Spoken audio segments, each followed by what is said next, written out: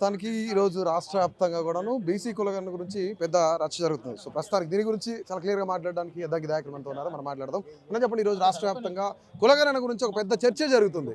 కాంగ్రెస్ పార్టీకి చిత్తశుద్ధి లేదు, శాస్త్రీయబద్ధంగా జరపలేదు ఈ కులగణన అని చెప్తున్నారు. ఏం చెప్తారు దీనికి? మీ పార్టీ సొంత ఎమ్మెల్సీనే చెప్తా ఉన్నారు కదా.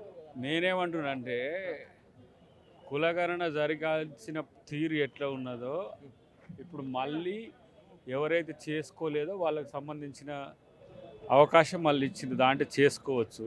కులగణన మరి సరిగ్గా జరగలేదు అనేటోళ్ళు దాని పట్ల పారదర్శకంగా చిత్తశుద్ధితో లేరని మనం అనుకోవాలి. ప్రభుత్వం తరపు నుంచి ఒక క్లారిటీ అనేది ఏంటంటే 3.1% మాత్రం పాల్గొనలేదు, వాళ్ళ కోసమే కులగణన జరుగుతుందని చాలా క్లియర్గా చెప్తుంది ప్రభుత్వం. కానీ బీఆర్ఎస్ బీజేపీ ఇప్పుడు రెండు ఏం చెప్తుందంటే చిత్తశుద్ధిగా జరపలేదు కాబట్టి మళ్ళీ బీసీ కులగణనకి వెళ్తుంది కాంగ్రెస్ పార్టీ అని చెప్తున్నారు. బీసీ కాదు బ్రదర్, మీరు వాళ్ళ గాయలో పడకండి, ప్రభుత్వంది తీసుకోండి. ఎవడో ఇష్టం వచ్చినట్టు మాట్లాడతారు, అవి కాదు కదా లెక్క. ఉన్న జనాభా కులాల వారీగా జనగణన జరగాలి, జరగని వాళ్లకు మళ్ళీ అవకాశం వచ్చింది, చేసుకోండి. ఎవరైతే పార్టిసిపేట్ చేయలేదో వాళ్ళకి మాత్రం, అది కేసీఆర్ అయినా, కేసీఆర్ కుటుంబం అయినా, డీకే గారైనా, ఇంకెవరైనా సరే. కాబట్టి కుల జనగణన సరిగా జరగట్లేదు అనేటోళ్ళకి ఇప్పుడు అవకాశం వచ్చిందాన్ని వినియోగించుకునే ప్రయత్నం చేయండి. ఇప్పుడు రాష్ట్ర వ్యాప్తంగా ఉన్న రైతులను ప్రభుత్వం పట్టించుకోవట్లేదు అంటే 72 లక్షల మంది రైతులు ఉంటే కేవలం 20 లక్షల మందికి ఎందుకు ఇచ్చారు రైతు బంధు అనేది, లేదంటే రైతు రుణమాఫీ అనేది ఎందుకు చేశారు? గతంలో కూడా ఇట్లానే చేస్తామని చెప్పేసి షరతులు వర్తిస్తాయని ప్రభుత్వం ఎక్కడా చెప్పలేదు కదా, కాంగ్రెస్ పార్టీ నాయకులు కూడా. అదెవరన్నారు మళ్ళీ ఇప్పుడు మన ఎవరు ఈ బీజేపీ బీఆర్ఎస్ వాళ్ళే కదా. ఇప్పుడు వీళ్ళని ఎందుకు పట్టించుకోవాలి రైతులు? ఇప్పుడు 21,000 కోట్ల రూపాయలు పంజాబ్ రైతులకు, మహారాష్ట్ర రైతులకు, కర్ణాటక రైతులకు ఇవ్వలేదు కదా. వానికి సోయి ఉంటే ఇంట వంటి వాళ్ళకి ఏమర్థమవుతుంది? తెలుసుకోమను, తెలుసుకుంటే తెలుస్తుంది. ప్రతి నియోజకవర్గంలో 80-85% ఇప్పటి వరకు కంప్లీట్ అయినాయి, మిగతావన్నీ కూడా కంప్లీట్ అవుతాయి. టెక్నికల్ ఇష్యూస్ ఉన్నా కూడా ఇవి రిజాల్వ్ అవుతున్నాయి. ఈరోజు రైతులు ఆత్మహత్యలు చేసుకుంటున్నా సరే తెలంగాణలో కాంగ్రెస్ పార్టీ ప్రభుత్వం పట్టించుకోవట్లేదు అని అదే ప్రతిపక్ష వాళ్ళు చెప్తా ఉన్నారు. దీన్ని ఎట్లా చూడవచ్చు? అంటే రైతు ఫేక్ వీడియోలను పెట్టకని చెప్పు, కేటీఆర్ ఫేక్ వీడియోలు పెట్టి ఫెయిల్ కాకరా ఆయన అని చెప్పు.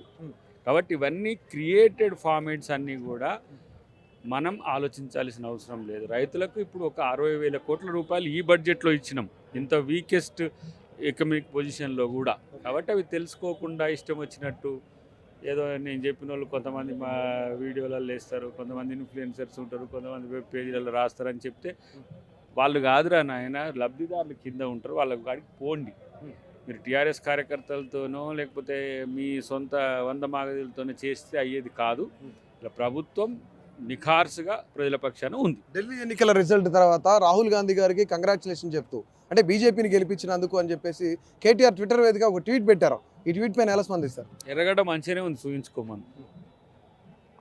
అంటే ఏ పార్టీ ఎవరో కూడా తెలియని స్థితిలో ఉన్నారు కదా వాళ్ళు. కాబట్టి ఎర్రగడ్డ కాకపోతే వైజాగ్ కూడా మంచిగానే ఉంది, అక్కడికి కూడా పోవచ్చు. ఫ్లైట్ టికెట్లు పెడతాం, అక్కడ పోయి చూపించుకోం. కాబట్టి ఇవన్నీ పనికిరాని చెత్త స్ట్రాటజీస్ అంతా వాడు ఎవడిస్తుడు. ఇప్పుడు కేటీఆర్ని కాదు మనం అలసింది, ఈ కేటీఆర్కి ఐడియాస్ ఇచ్చేటోని మీద పడాలి. ఇప్పుడు వారిని వెతుకుతున్నాం, చూడాలి ఎప్పుడు దొరుకుతాడో లేదు. చివరిగా ఒకే మాట, కేసీఆర్ ఇంకా రావట్లేదు, బయటికి రావట్లేదు. ప్రజలందరూ కూడాను, ఈవెన్ ప్రభుత్వం కూడా మీరు రావాలి, మాకు సూచనలు ఇవ్వాలని చెప్తున్నారు. కానీ కేసీఆర్ ఇంతవరకు దాదాపుగా 15 నెలలు అవుతున్నా సరే బయటికి రావట్లేదు. ఏం చెప్తారు? మామూలుగా ఉండదు అంటుండు కదా, మరి గట్టిగా కొట్టమని ఫామ్ హౌస్లే ఏముంటుంది. ఆయన వస్తేంది, రాకపోతేంది. వస్తే వస్తాడు, ప్రతిపక్ష నాయకుడు ప్రజల పక్షాన ఉండాలి, ఉండట్లేడు. ఉండనప్పుడు మనమేం చేసేది? రాకపోతే ప్రజలే మళ్ళీ ఇప్పుడు నేలకేసి బాధిండ్రు, రేపు ఇంకోసారి అట్నే రాజకీయ భూస్థాపితం చేస్తారు. కొడితే మామూలుగా ఉండదని చెప్తున్నారు. ప్రభుత్వం సిద్ధంగా ఉంటుందా? కాంగ్రెస్ నాయకులు సిద్ధంగా ఉంటారా? టుడేడా ఫామ్ హౌసే దాటి వచ్చి లేదంటే ఆడ మంచిగా 2 బెడ్లు వేసుకొని పండుకోమను అంతే. ఓకేనా?